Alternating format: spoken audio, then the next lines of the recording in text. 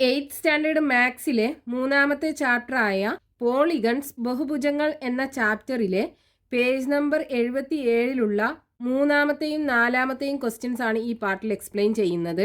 മൂന്നാമത്തെ question, draw A regular octagon, അതായത് 8 sides of sides 3 centimetres. സൈഡ്സിന്റെ നീളം 3 സെന്റിമീറ്റർ ആയിട്ടുള്ള ഒരു റെഗുലർ ഒക്ടഗൺ വരക്കണം. അതായത് വശങ്ങളുടെ നീളം 3 സെന്റിമീറ്റർ ആയിട്ടുള്ള ഒരു സമ അഷ്ടഭുജം വരക്കണം. അപ്പൊ നമുക്ക് ക്വസ്റ്റ്യനകത്ത് തന്നിട്ടുള്ളത് സൈഡ്സിന്റെ നീളം എന്താകണം?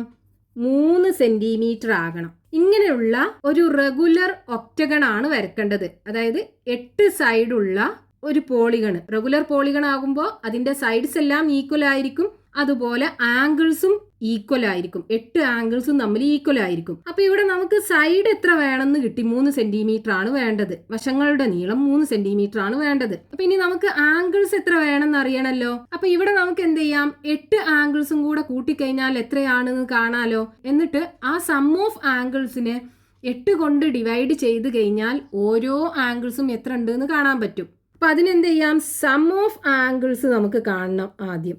സം ഓഫ് ആംഗിൾസ്, കോണുകളുടെ തുക, ഈക്വൽ ടു, ഫോർമുല എന്താണ്? n-2 into 180 degree. ഇവിടെ n എന്ന് പറയുന്നത് നമ്പർ ഓഫ് സൈഡ്സ്, അല്ലെങ്കിൽ വശങ്ങളുടെ എണ്ണം, അല്ലെങ്കിൽ കോണുകളുടെ എണ്ണം. ഇവിടെ 8 അല്ലേ, അപ്പൊ n is equal to 8. ഇനി ഈ ഇക്വേഷനകത്ത് കൊടുക്കുക. 8-2 ഇൻറ്റു 180 ഡിഗ്രി.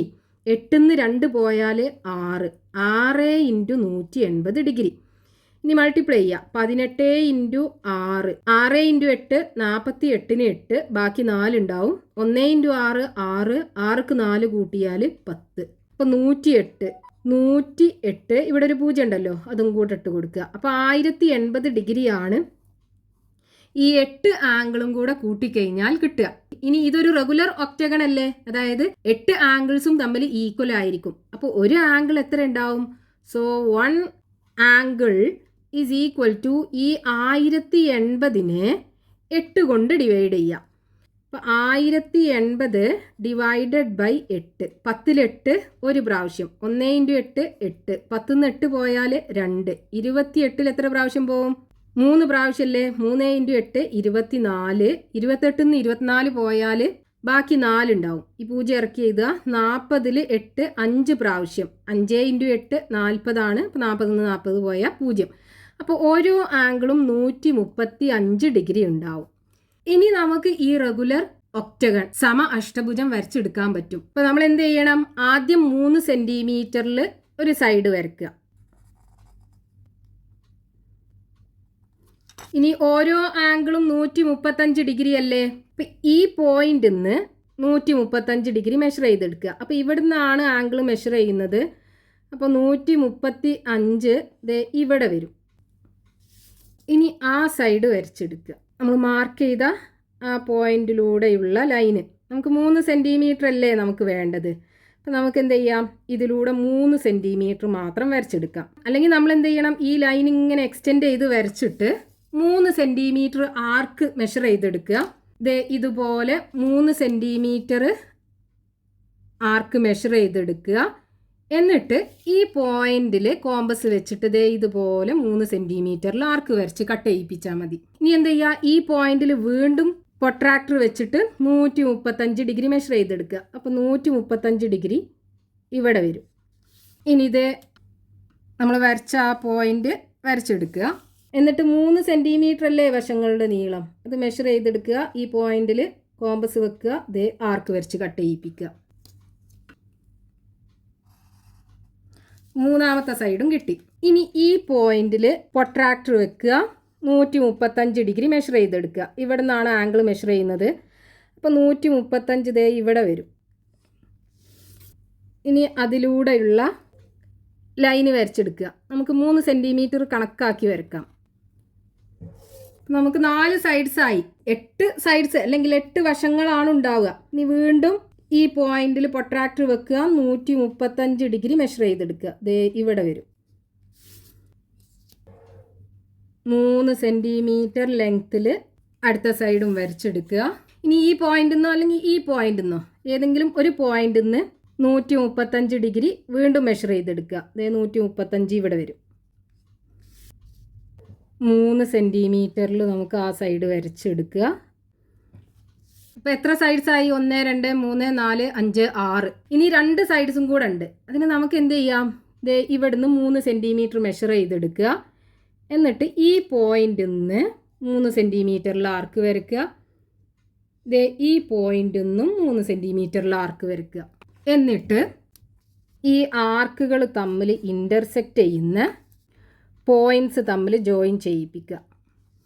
ഇപ്പോൾ നമുക്ക് വശങ്ങളുടെ എല്ലാം നീളം 3 സെൻറ്റിമീറ്റർ ആയിട്ടുള്ള ഒരു റെഗുലർ ഒക്ടഗൺ അല്ലെങ്കിൽ സമ അഷ്ടഭുജം നമുക്ക് കിട്ടി. ഇതിൻ്റെ എല്ലാ ആംഗിൾസും എത്ര ഉണ്ടാവുക? 135 ഡിഗ്രിയാണ് ഉണ്ടാവുക. ഇവിടെയൊക്കെ നമ്മൾ ആംഗിൾ 135 ഡിഗ്രി മെഷർ ചെയ്തിട്ടാണ് വരച്ചത്. ഇവിടുന്ന് നമ്മൾ 2 ആർക്കുകൾ വരച്ചു. ഈ ആംഗിൾ 135 ഡിഗ്രി തന്നെയാണ് ഉണ്ടാവുക. ഇവിടെയും 135 ഡിഗ്രി. എല്ലാ ആംഗിൾസും ഈക്വൽ ആയിരിക്കും. അപ്പോൾ ഒരു റെഗുലർ ഒക്ടഗൺ അല്ലെങ്കിൽ സമ അഷ്ടഭുജം നമ്മൾ വരച്ചെടുത്തു. Next question, page number 77, question number 4. Draw a circle of radius 3 centimeters and draw a regular octagon with all vertices on this circle. 3 centimetre radius ഉള്ള ഒരു സർക്കിൾ വരക്കണം. എന്നിട്ട് വെർട്ടെക്സുകളെല്ലാം ഈ സർക്കിളിലുള്ള ഒരു പോയിന്റ് ആക്കിയിട്ട് ഒരു റെഗുലർ ഒക്ടഗൺ വരച്ചെടുക്കണം. അതായത് ആരത്തിന്റെ നീളം 3 സെൻറ്റിമീറ്റർ ആയിട്ടുള്ള ഒരു വൃത്തം വരച്ചിട്ട് കോണുകളെല്ലാം ഈ വൃത്തത്തിൽ വരുന്ന രീതിയിൽ ഒരു സമ അഷ്ടഭുജം വരക്കണം. അപ്പോൾ ക്വസ്റ്റ്യനകത്ത് പറഞ്ഞിട്ടുള്ളത് 3 സെൻറ്റിമീറ്റർ റേഡിയസ് അഥവാ ആരം 3 സെൻറ്റിമീറ്റർ ആയിട്ടുള്ള ഒരു വൃത്തം അല്ലെങ്കിൽ സർക്കിൾ വരക്കണം. അപ്പോൾ അതിന് നമ്മൾ എന്ത് ചെയ്യാം? കോമ്പസ് യൂസ് ചെയ്തിട്ട് സ്കെയിലിൽ നിന്ന് 3 സെൻറ്റിമീറ്റർ മെഷർ ചെയ്തെടുക്കുക. എന്നിട്ട് സർക്കിൾ വരച്ചെടുക്കുക. 3 സെൻറ്റിമീറ്റർ റേഡിയസ് ഉള്ള ഒരു സർക്കിൾ വരച്ചെടുക്കുക.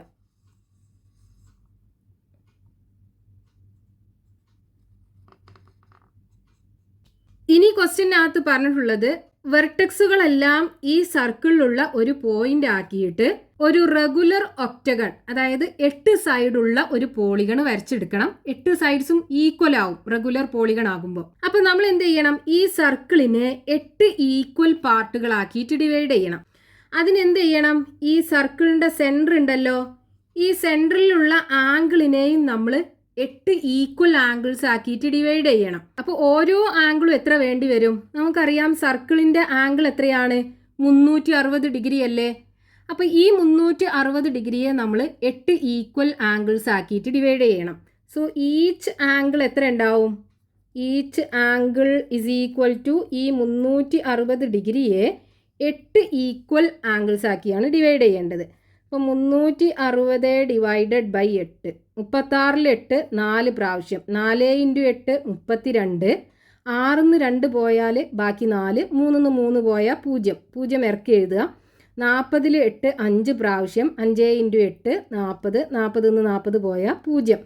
അപ്പോൾ ഓരോ ആംഗിളും 45 ഡിഗ്രി ആയിരിക്കും ഉണ്ടാവുക. അപ്പോൾ നമ്മൾ എന്ത് ചെയ്യുക?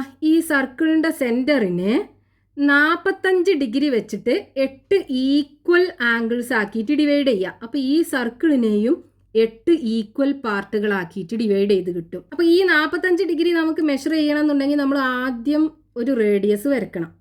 ഈ റേഡിയസ് നമുക്ക് വരയ്ക്കാം. ഒരു റേഡിയസ് വരക്കണം. എന്നിട്ട് ഇവിടെ പ്രൊട്രാക്ടർ വെച്ചിട്ട് ഇവിടുന്ന് 45 ഡിഗ്രി മെഷർ ചെയ്തെടുക്കുക. 45 ഡിഗ്രി ഇവിടെ വരും. എന്നിട്ട് ആ 45 ഡിഗ്രിയിൽ നമുക്ക് സർക്കിളിനെ ഇവിടെ ഡിവൈഡ് ചെയ്തിടാം. ഇവിടെ ഡിവൈഡ് ചെയ്തിടാം, ഇവിടെ ഡിവൈഡ് ചെയ്തിടാം.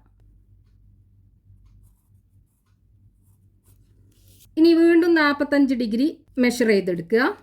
ഇവിടെ നിന്നാണ് ആംഗിൾ മെഷർ ചെയ്യുന്നത്. അപ്പോൾ 45 ഡിഗ്രി ഇവിടെ വരും. ഇവിടെ നമുക്ക് ഇവിടെ ഡിവൈഡ് ചെയ്തിടാം, ഇവിടെ ഡിവൈഡ് ചെയ്തിടാം. ഇനി വീണ്ടും 45 ഡിഗ്രി മെഷർ ചെയ്തെടുക്കുക. 45 ഡിഗ്രി ഇവിടെ വരും. ഈ സർക്കിളിൽ ഇവിടെ സെൻട്രലും ഇവിടെ നമുക്ക് വരച്ചെടുക്കാം. ഇനി വീണ്ടും 45 ഡിഗ്രി വേണമല്ലോ.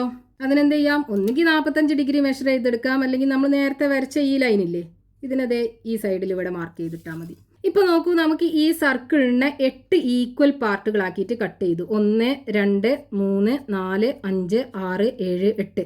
ഇനി നമ്മൾ ഈ മാർക്ക് ചെയ്ത പോയിന്റ്സ് ഒക്കെ ഉണ്ടല്ലോ, ആ പോയിന്റ്സുകൾ തമ്മിൽ ജോയിൻ ചെയ്യിപ്പിച്ചാൽ മതി. ഇത് 1, രണ്ടാമത്തെ സൈഡ്, മൂന്നാമത്തെ സൈഡ്, നാലാമത്തെ സൈഡ്, അഞ്ചാമത്തെ സൈഡ്, ആറാമത്തെ സൈഡ്, ഏഴാമത്തെ സൈഡ്, എട്ടാമത്തെ സൈഡ്. 8 സൈഡുള്ള ഒരു റെഗുലർ പോളിഗൺ, അതായത് ഒരു റെഗുലർ ഒക്ടഗൺ സമ അഷ്ടഭുജം നമുക്ക് കിട്ടി. ഇവിടെ റേഡിയസ് എത്രയാണ്? 6 = 3 സെന്റിമീറ്റർ. അതായത് ഈ സർക്കിളിന്റെ റേഡിയസ് ആരം 3 സെന്റിമീറ്റർ ആണ്.